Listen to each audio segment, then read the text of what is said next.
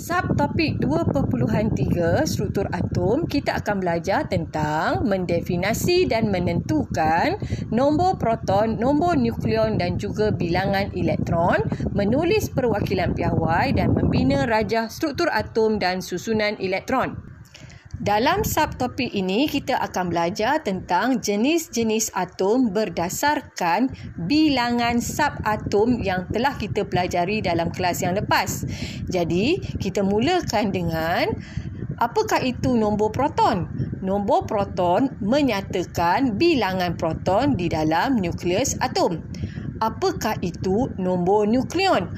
Nombor nukleon adalah jumlah bilangan proton dan neutron.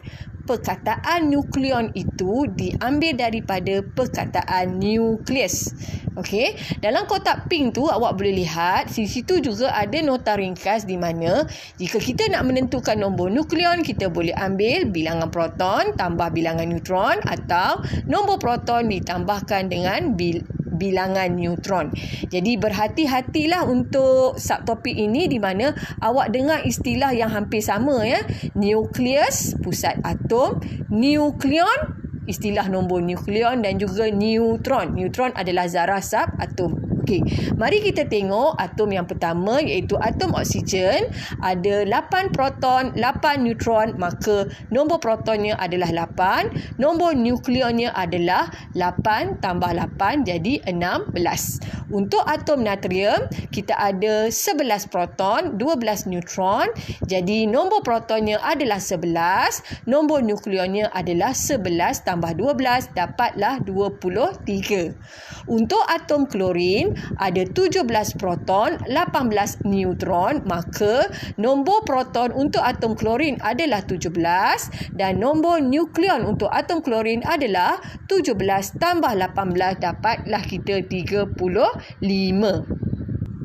Seterusnya adalah perbandingan bilangan zarah subatom bagi atom klorin dan ion klorida. Kita fokus dulu pada atom klorin. Dalam atom klorin ada 17 proton, 18 neutron dan 17 elektron. Baik, bilangan proton mesti sama dengan bilangan elektron dalam sesuatu atom ya, kerana sifat atom adalah neutral. Jumlah cas positif mesti sama dengan jumlah cas negatif ya. Jadi apabila berlaku pemindahan elektron semasa tindak balas kimia, maka atom klorin akan terima 1 elektron. Bila 1 elektron atom klorin terima, maka atom klorin itu kita tidak lagi panggil atom, sebaliknya kita panggil ion ya. Jadi khas untuk klorin, bila ia bertukar kepada ion, namanya diubah kepada klorida. Jadi kita tak ada istilah ion klorin ya. Ion klorin tu salah ya. Kalau dalam kimia SPM awak akan ditolak lah.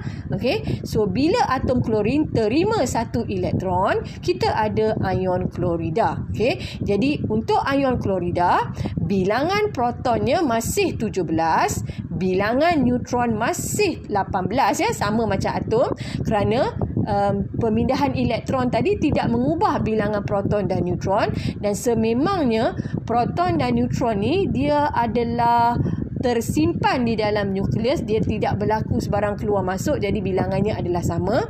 Sebaliknya untuk bilangan elektron, kita ada pertambahan 1, 17 tambah 1, jadi untuk ion klorida bilangan elektronnya adalah 18 ya. Jadi simbol untuk atom klorin adalah Cl. Simbol untuk ion klorida adalah Cl negatif. Negatif tu maksudnya dia terlebih 1 cas negatif. Dalam kimia 1 tu tak tulis pun tak tak apa. Okey. Baik, jika awak nak melukis susunan elektron untuk atom klorin, awak memadai dengan menulis simbol Cl, lepas tu awak buat satu bulatan kecil untuk menunjukkan itu adalah nukleus, dan awak akan tunjukkan elektron pada petala-petalanya ya. Pada petala-petalanya dalam gambar raja ini kita lihat petala pertama ada 2 elektron, petala kedua ada 8 dan petala yang ketiga untuk atom klorin ada 7 elektron ya. Dan untuk sistematik dan untuk kita tidak melakukan kesilapan, kebiasaannya elektron-elektron ini kita letakkan, kalau awak bayangkan jam, selalunya kita akan letakkan pada jarum 12, 6, 3 dan 9 ya. Awak nak letak kat mana pun sebenarnya bebaslah ya. Kat mana pun sebenarnya bebas, tapi sebaiknya begini supaya lebih mudah ya.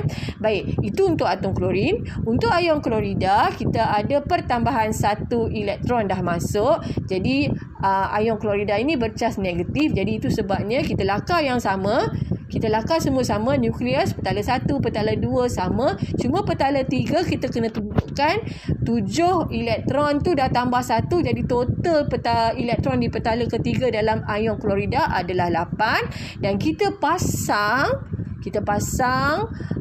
bracket ya, kita pasang bracket di kiri dan kanan untuk menunjukkan keseluruhannya itu adalah bercas negatif 1 ya. Jadi untuk atom klorin dan ion klorida, apa yang sama mereka ni adalah masing-masing bilangan proton dan bilangan neutronnya sama, yang berbeza adalah bilangan elektron.